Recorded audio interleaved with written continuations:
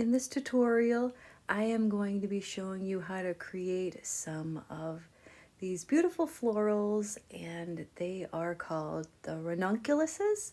So we're going to do 2 of them in this particular painting here. I am going to use, they come in a wide variety of colors, but I'm going to use some of the deeper yellow and some permanent rose, and then that's going to create its own orange, which you will see, and then some of the greens later on. So first up, we're going to start off with that deeper yellow. I'm using my Winsor & Newton set. This one was the cadmium free yellow, but whatever deeper yellow you have will be fine. And so for these, I am using the tip of the brush, and you want these lines and strokes to be very skinny.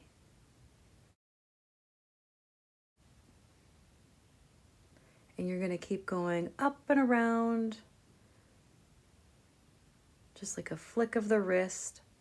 These are really great for practice. And then I'm going to rinse off my brush here and switch over to that permanent rose.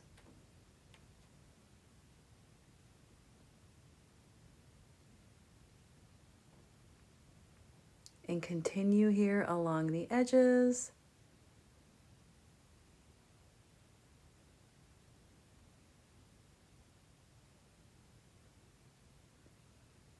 And then we're going to work into that yellow a little bit there, and you will see some of it will start to turn that pretty orange, blending on through here.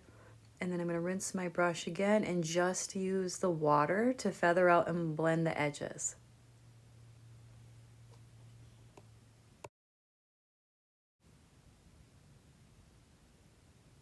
After the blending of the edges, I'm going to move down and let this one dry up a little bit, and we're going to create a second one right below it. So the same thing, starting off with the yellow, and then around that will be that permanent rose again.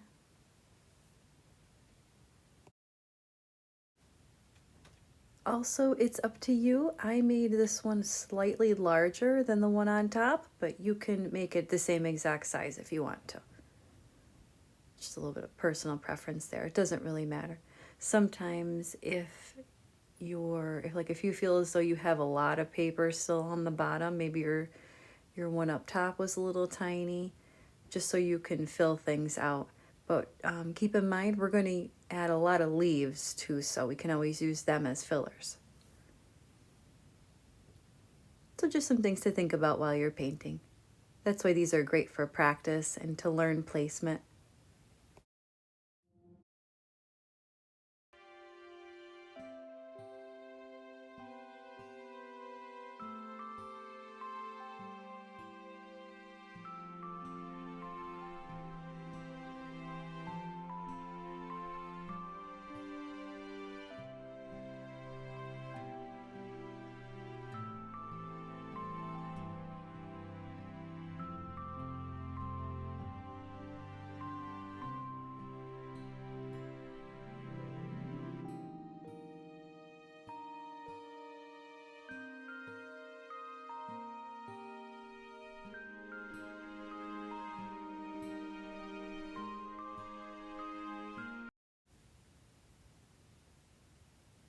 And next up, I did zoom in a little bit here, and we're moving on to the green. I'm going to start off with my olive green, and I'm going to put some in the centers. Not too much, just a little bit there, and you will see it spread and bloom out a little bit. Some soft strokes. And then we'll let that dry up and move on to the leaves.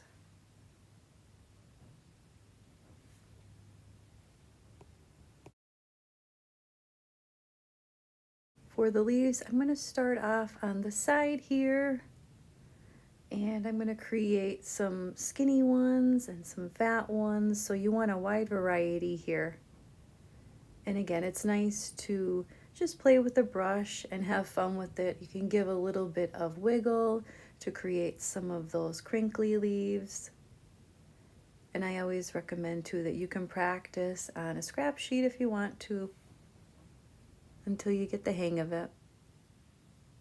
But these are great practice for every day, which is why we're doing the challenge here. So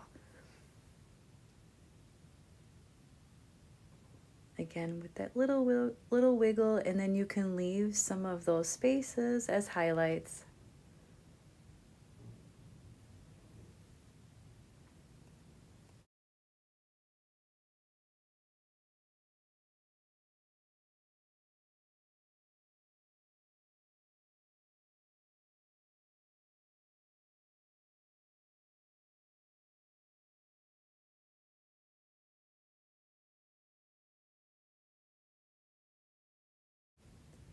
I am using some sap green next. This one is a little bit darker. I think I may have mixed a tiny bit of Hooker's green in there as well, as long as it's darker so that you can see a little bit more depth here. They were still a little bit too light, and that looks better now. You can see the green blending in with the yellow, and then you still have your shadow there in the center. And we're going to put some darker leaves mixed in with our light ones here, so you always have your light and dark. And I was mixing a little bit of the yellow in with the olive, but I decided against that, so we're just going to stick with the darker shade of green.